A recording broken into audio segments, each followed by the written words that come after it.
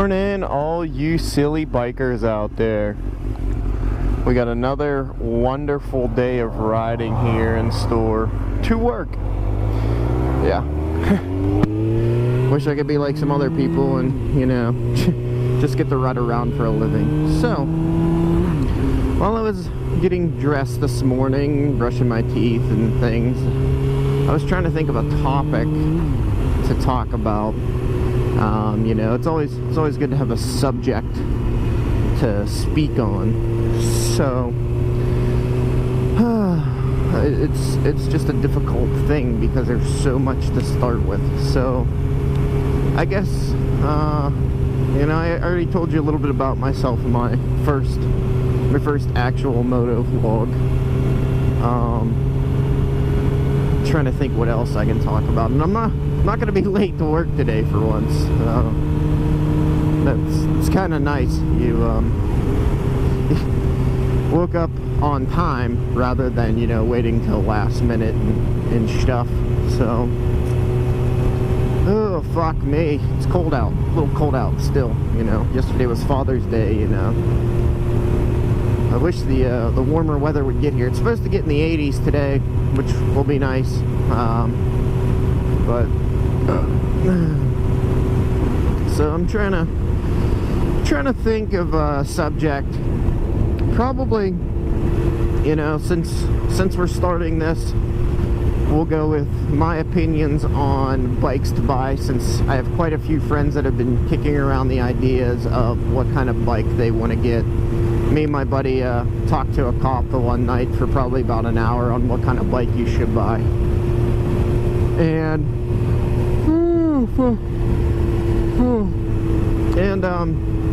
it all depends on what you want to do, as we'll start off with. You know, do you want to go on long rides? Do you want something for comfort? Do you want something for, you know, looks, maneuverability? Do you want a dual purpose bike? You know, maybe you want a bike that you can take off-roading. Maybe you want a bike that you can, you know, ride on the street, you know. And then for you, that's the street and trail bike or an enduro bike, but, you know, got to get some knobby tires on it. So it's, you know, my first bike was this one here, which is a 2005 GSXR 750. And I know some people are like, you know, I can't believe you started on a 750. Now, I'm not going to claim that I had tons of riding experience, because I didn't. I had a old dirt bike, and then I bought a new dirt bike. And I probably had maybe 3 years of riding experience combined. We'll say max 4, but for the most part it was just probably 3. You know, I graduated high school in 2002.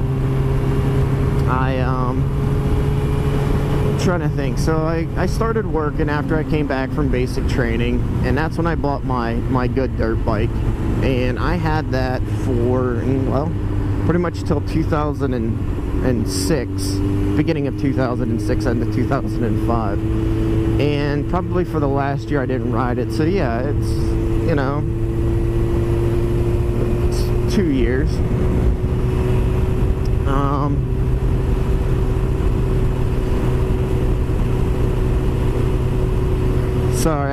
Sorry for the pause there. I actually just thought of something, and it's actually really good. Hopefully I can remember it on the way to work.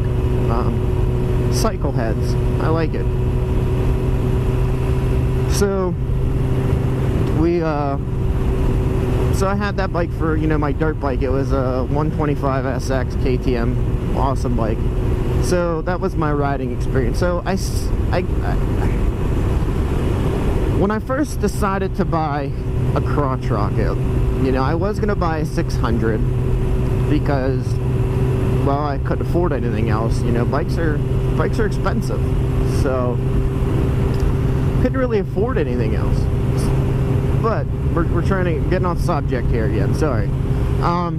So if you're, depending on what kind of bike you're looking for, you know, I know a lot of my friends, they all went out and, you know, two of my buddies went out and bought crotch rockets, and I'll be honest with you, they should have stuck with the cruiser. They don't ride a crotch rocket like they should, you know. They want to cruise. A crotch rocket's not a cruising bike. And I'm not saying you need to go out there and race it like a GP bike, 100+ mile an hour. But I mean, these guys want to do 25 and 30 and 40 mile an hour speed limits. Like, they just want to cruise. It's embarrassing when we go out there and I'm going, like right now, I'm going 55. I'm obviously not catching that truck in front of me. And no, my bike, as of right now, it is not geared. It is completely stock. So, you know, I cruise. I cruise what I'm comfortable at. And these guys just aren't ready for that. So, back to the bike. So there's, you know, so many different types of bikes. You really need to do your research when deciding what you want. Don't go out and buy a Harley 883 or, you know, 1200. And don't go out and get a full-blown race 1000, you know, the one KTM builds, or that new R1 by, you know, Yamaha that's like 50 grand, you know. Well, then again, if you have $50,000 to waste on a crotch rocket, by all means, buy the fucking thing. I'm sure it's fairly impressive. But, you know, think about what you want. You know, what do you want out of a bike? Do you want to be able to ride long distances? You know, do you want to be able to, you know, ride wheelies? I mean, just be honest with yourself. What do you want to do on the bike? I have a few friends that, you know, they bought crotch rockets, and I don't want to say they hate them, but they just don't ride them as much because of the comfort on them, you know. And everybody's always like, you know, it's probably your back that kills you, and it's really not. The part of me that bothers me the most when I ride is my hands, you know, where my fingertips go numb, or your butt goes numb. And that's really it. That's really the only thing I have to complain about. My back doesn't hurt, my shoulders don't hurt, you know, my legs, my knees, you know, nothing really hurts because, I mean, for the most part, it's comfortable. It's just, when you sit on a crotch rocket, you sit forward, okay? You don't sit on the meat, you know, gluteus maximus of your butt. You don't sit back. You sit forward, more on, actually on, you know, underneath where your hips are. And, you know, it's not quite your tailbone. I mean, I'm sure I could look it up and then Google search it and then explain it to you guys. But you really don't, you know, that's the problem, is you sit forward. If I, you know, I hate this, I don't want to say this and sound like I'm going to, but if you could put ape hangers on a crotch rocket and sit back on your ass, it wouldn't be any less comfort than riding a Harley. It's just that when you sit forward, you know, everybody's like, oh, your back probably kills you. It's really not your back, it's your ass. And that's just the positioning. You know, some people go out and they spend money and they buy gel seats. Maybe they help. I don't see it helping. You know, maybe if the gel is soft enough, but I don't know. You know, but when it comes to buying, you know, maybe the CCs, and I tell everybody this, and this is just the honest truth. You don't, if you buy a 1000 can go as slow as a 50cc mini bike. All it is a twist of the throttle. You know, everybody's like, yeah, but if I get into one of those bikes, I'll kill myself. Well, that's because you're not a responsible adult. You know, ride the bike as it was intended. Don't everywhere you go have to be red line, shift, red line, shift, red line, you know. Like, no, be a responsible adult.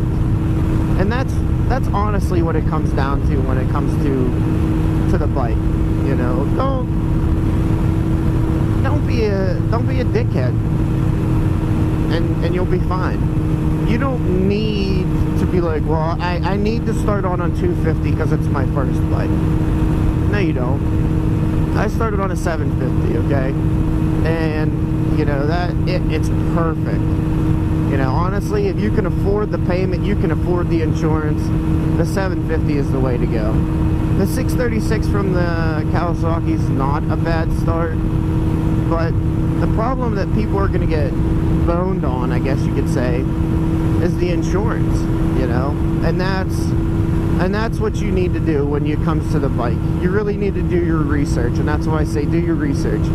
Find out what kind of bike you're looking for. Find out what the insurance payment's going to be, because realistically, whenever some people are buying a bike, I don't want to say they're the most financially stable. You know, normally we're younger, and I'm not saying that everybody that's young is poor, but when I first bought my 750, it was oh geez, my deductibles were both, well, they were all 500, and my insurance payment was like $1,200 for the year, and through State Farm they wanted it all like right now. I don't have $1,200 saved after buying a $10,000 motorcycle, so, you know, I told the insurance company, I'm like, we got to figure something out. So what they did is, what they did for me, or what I told them to do is, if I were to wreck this bike right now, this is brand new, if I were to wreck this bike right now, lay it down and just fucking destroy this bike, you know, they're not gonna fix it. They're not. It's gonna be totaled. You know, most people that wreck bikes are totaled. The only ones that you don't get totaled is like whenever you forget to put your feet down or something and you drop it on its side and you break the plastics. But even then, that's a hefty amount. But my insurance was $1,200, so I told them, hey, why don't you raise my deductibles all up to $1,000? And they're like, well, you know, if you wreck it, I'm like, if I wreck it, it's totaled. So don't worry about if I wreck it.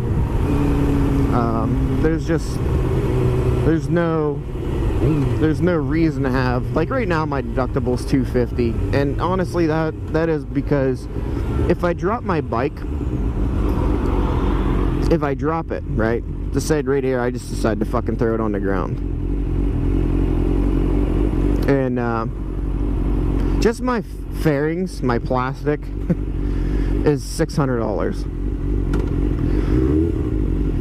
So if I throw it on the ground and I break this plastic and I pay $250, isn't that cheaper than $600? Exactly. So, well, we're almost to work already. See? Now, granted, my topic, I was a little all over the place, but like I said before, telling me that I can't talk the whole time I'm riding. It's like telling me that truck right here in front of me is not a maroonish color. You know what I'm saying? Like, come on now. Motherfucker, I can talk. You know, it's just that I woke up this morning, wasn't sure what the weather was going to be like. You know, I really want to try to pick topics that I can talk to people about and just give my opinion. You know, I have bike buddies that have 600s, I have buddies that have enduro bikes, and, you know, my buddy has a 1000. I experience a lot. I've ridden a few different type of bikes. Probably I would say probably one of the funner bikes that I've ridden is my buddy's 1000. It's a Gixxer 1000. But also my one buddy has a he has a Z1000, and they're, you know, they're both 1000s, but they're both completely different types of engines. My buddy's Z1000 has a ton of torque. I mean, that thing is like awesome. You know, you hammer that thing and it just comes up so nice and smooth. Now my buddy's Gixxer 1000 is the same way, but man, when you hammer his bike, it gets up and moves. I mean, you're going like when we go out and try to video him and shit, to ride wheelies, because he's still learning, I do everything I can to hammer my bike to keep up with him, and I just can't. I mean, that thing is just wicked fast, you know, and you know, everybody's gonna say, well, you have a 750, it's a 1000. There's really not a whole lot of difference, and considering I have a power commander on mine, which gives me that smoother throttle. I put my gear indicator in, which it has that ATRE in it, which is advanced timing retarder, I think is something like that, eliminator. So it's supposed to let me have a little more horsepower, you know. I had my bike dynoed, and it's dyno tuned. That's why I have the programmer on. I was trying to see if I could get more power out of the 750. I really wanted a little more out of it, and I think I got a little more. I actually, when he had it dynoed, I actually lost a little bit of horsepower to get it to run more efficiently. But still, it's like 146 at the rear wheel, and I think a new one, you know, is close to 200 or something. So, but I'm going to end it here. So hopefully this all went through real well.